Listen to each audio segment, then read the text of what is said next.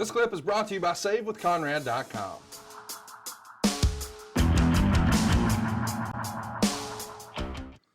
Jesse James Smith wants to know, instead of feuding with them and instead of bringing in Paul Roma, what if Steve Austin and Brian Pillman, the Blondes, became Horsemen with you and Flair? I think it would have worked. What do you think? You bet your ass it would have worked. But at that point in time, no one was really trying to, the Horsemen were staples, the name, the history. But by that time, the Horsemen had been so diminished. We weren't a real threat like we were at one time. I mean, we dominated the industry. Jim Crockett Promotions, I would say, and I would put the Midnight Express in that same vein. But, from 85 to 88, if you said Jim Crockett Promotions or NWA, first thing you thought was Horsemen. Right. By this time, there had been so many different versions of it that it wasn't considered by anybody, including us. We even felt it. We weren't the staples of the company, the cornerstone anymore. But if you would have put those two guys with us and really put a rocket on it, now I'm just sitting here feeling it right now.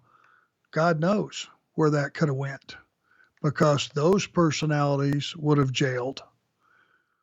I had tagged with Austin. I'd been in the ring with Austin. I'd wrestled Austin. I had made, some trips with Austin, very few, and I drank a lot of beer with Austin. And I knew that we had a lot of the same thought processes where the business was.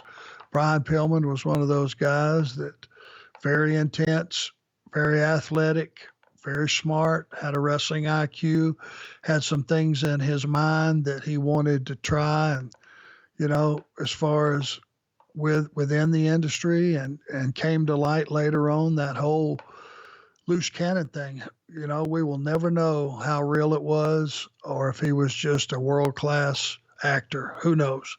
You never knew with Brian, was he that guy or was he not? So it's a very interesting what if. It is. It's hard to imagine, but it is fun to think about. Maple Leaf Wrestling History Podcast, a mouthful, says, do you remember January of 97 very well? It's a long shot, but I was wondering if you remember your last match teaming with Mongo against PCO and Jacques Rougeau. I was wondering if you had any stories you might share about that night in question. Yeah, I remember that. And I think that was my actual last match, prior to surgery. And, I think it went okay, just okay. I'm sure those guys, weren't happy to be in the ring with Mongo. Mongo was not polished, but he was a bad enough apple. Nobody was going to tell him that at the time. Right. I'm sure of that. And I just remember it being passable. And, I want to say those guys beat me that night, but I'm not sure. But yeah, I'll remember it. Leon Daly says, do you still stay in contact with Barry Windham? We don't see or hear much of him, and his turn to join the Horsemen was one of the best heel turns ever, in my opinion. He was just so great in the ring. Yeah, Barry, I've had the opportunity to do some signings over the last couple years, maybe 4 or 5, with the Horsemen, Tully and JJ included, and several places, which I've really enjoyed talking to Barry at those.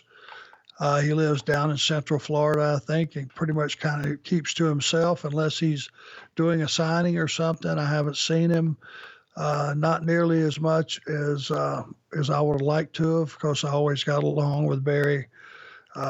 We were very good friends for a long time in the business, and really a special guy. Let's do another one here. Hey, it's Conrad Thompson. Thanks for checking out the podcast here on YouTube. Be sure to hit the subscribe button and the notifications bell so you get a notice anytime we upload some new content. And go save yourself some money right now. If you're in a 30-year loan or you have credit card debt, it's not a matter of if I can save you money, it's a matter of how much. Find out right now for free at SaveWithConrad.com.